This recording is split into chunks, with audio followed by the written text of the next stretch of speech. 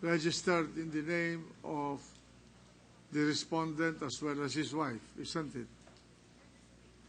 He called me up, Your Honor, by phone. He called you up, sir. Yes, Your Honor. And then he followed it up with a letter. After I have submitted the documents, Your Honor, they made another, the prosecution, Your Honor, made another request, this time including supporting documents, Your Honor. No, just a minute. He called, Congressman Tupas called you by phone. Yes, Your Honor. And you submitted to him documents already? The next day, Your Honor. Yes, the next day or 2 days after, Your Honor. He did not write you a letter. He did not, Your Honor. All right. You submitted to him a reply in writing enclosing some titles.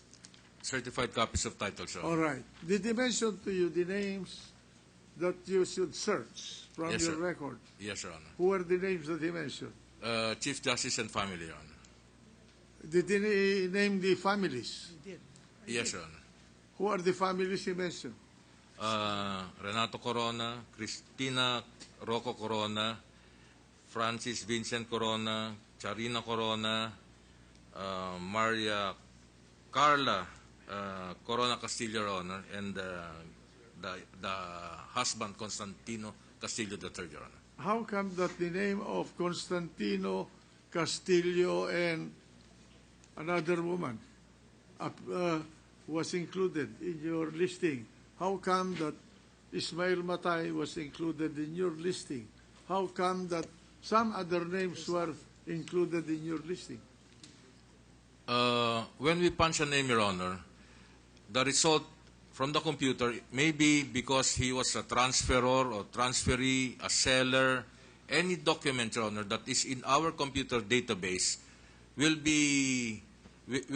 register a hit if there is a name that is entered, you know, in that document, Your Honor.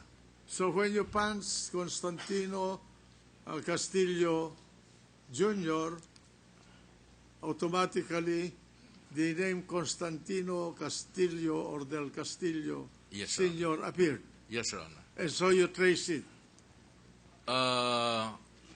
We print it, Your Honor. You printed it. The Register of Deeds, Your Honor, will print it, Your Honor. Ah, okay. All right. Your Honor, just can I just make a very short statement, please, Your Honor? Yes, yes. With utmost respect to the Honorable Senator Joker Arroyo, there was a statement earlier that the prosecution has misled the public by attaching this letter dated 10 January 2012, coming from the Land Registration Authority, to our request for subpoena.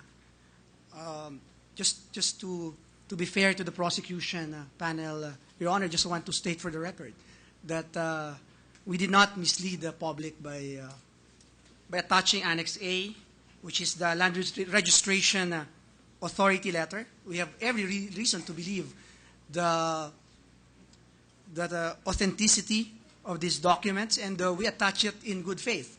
In our, it turned out later that some of the properties are not listed in the names of the family, and we did not include that in our offer of evidence. But I would like to confirm, Your Honor, that when I called the Land Registration Authority Administrator, I specifically mentioned the name of Renato Corona, Maria Cristina Corona, Maria Carla Corona, Maria Charina Corona, and Francis Corona. And it turned out here that one of the names, one of the properties listed in the name of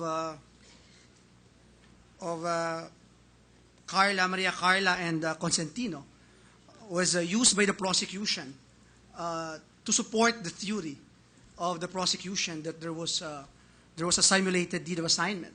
And we did this, Your Honor, because we are in search for the truth. And lastly, I just want to comment on that allegedly spurious document that was mentioned also by Senator Arroyo, whom I deeply respect. That I do not recall this honorable tribunal ruling on the said document containing the annex used as Annex A by the prosecution with respect to bank accounts.